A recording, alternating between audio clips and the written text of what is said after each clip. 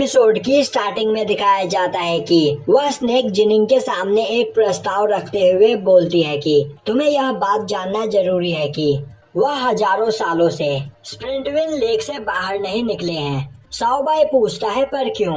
Sky snake उसे बताती है कि स्प्रिंटविल लेक के बीचों बीच एक आइलैंड मौजूद है जिसे ब्राइट हार्ट आइलैंड के नाम से जाना जाता है और उस आइलैंड पर एक केव मौजूद है जिसे टाइम टनल कहा जाता है और उस टाइम टनल में जाने के बाद तुम इमॉर्टल सुइहुआ तक पहुंच सकते हो और इमॉर्टल सुइहुआ हजारों सालों से उस जगह पर मौजूद है और उस केव के अंदर रहकर वह काफी ज्यादा पावरफुल बन चुके हैं, यहाँ तक कि वह एक गॉड का सामना भी कर सकते हैं। तभी साओबाई बोलता है कल्टीवेशन को यहाँ पर दो भागों में बांटा गया है, स्पिरिट और बॉडी, और स्पिरिट ट्रेनिंग करके कोई भी पर्सन काफी ज्यादा पावरफुल बन सकता है। तो आखिर तुम्हें इस जगह पर सिहुआ के बारे में कैसे पता है? तभी स्काई स्नेक बोलती है स्पिरिट विंग आइलैंड पर मुझे और मेरे साथियों को इनवाइट किया गया था। यह सुनते ही साओबाई बोलता है तो क्या तुम सभी लोग उस केव के अंदर गए थे? स्काई स्नेक हाँ में जवाब देते हुए बोलती है कि उस केव के अंदर काफी कीमती चीजें मौजूद हैं और अगर वह चीजें किसी को भी मिल जाए तो वह काफी ज्यादा पावरफुल बन सकता है, पर वह पूरा केव खतरों से भरा हुआ है। मैं और मेरे साथी उस केव के अंदर गए थे पर उस जगह पर मेरे सभी साथी मारे गए क्योंकि वह लोग वहाँ पर मौजूद चीजों को देखकर काफी ज्यादा लालची बन गए थे और उस वक्त मैं भी काफी ज्यादा कमजोर थी जिस वजह से मैं उनकी मदद नहीं कर पाई। तभी साओबाई गुस्से में बोलता है अगर वह केव इतना खतरनाक है तो आखिर तुम जिनिंग को उस केव के अंदर क्यों भेजना चाहती हो?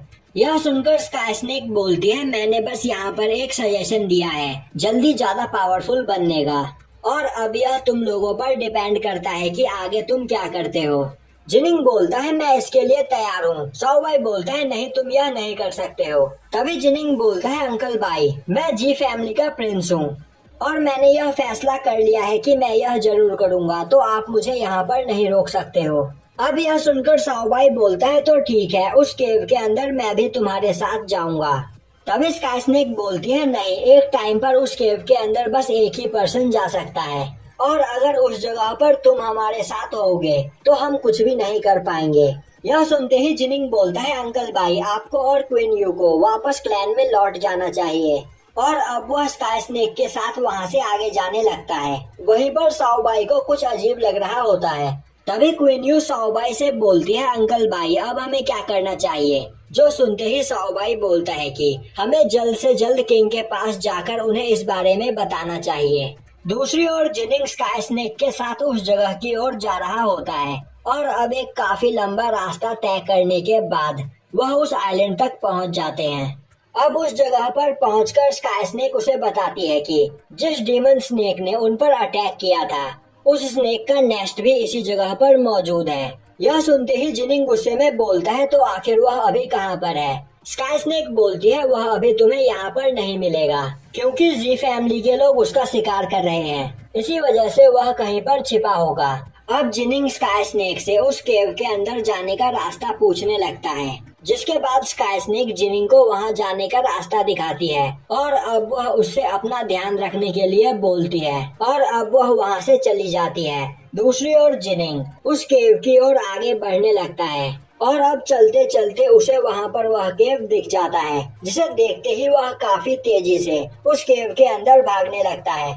अब जिनिंग उस केव के अंदर पहुंचता है तो वह एक जगह पर लिखा हुआ देखता है कि इस जगह पर उसे 3 टेस्ट पास करने हैं और अगर उसने ऐसा कर लिया तो वह जो चाहे वह यहाँ से ले सकता है।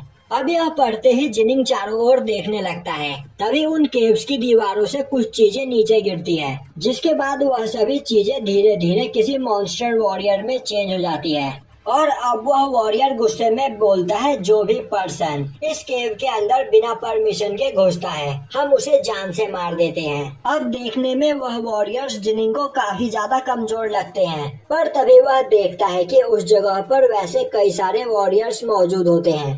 अब उन वॉरियर्स की तादाद को देखकर जिनिंग सोचने लगता है कि मुझे जल्द से जल्द इन सभी को यहाँ पर मार के यहाँ से आगे बढ़ना होगा और तभी वह सभी वॉरियर्स एक साथ जिनिंग पर अटैक कर देते हैं पर जिनिंग काफी तेजी से अपने स्पीड का फायदा उठाते हुए उन सभी वॉरियर्स को मारने लगता है।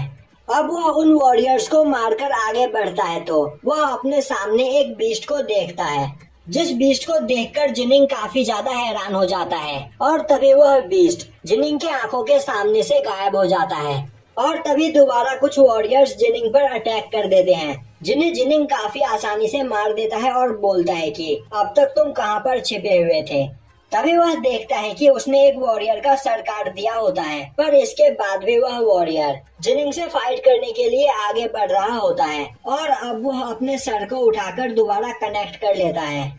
यह देखकर उसे कुछ भी समझ में नहीं आता है और अब वह देखता है कि उसने अब तक जितने भी वॉरियर्स को मारा होता है, धीरे धीरे वह सभी लोग अपने हाथ पैरों को दोबारा ठीक करके जिनिंग से फाइट करने के लिए तैयार हो रहे होते हैं और यहीं पर यह एपिसोड खत्म हो जाता है।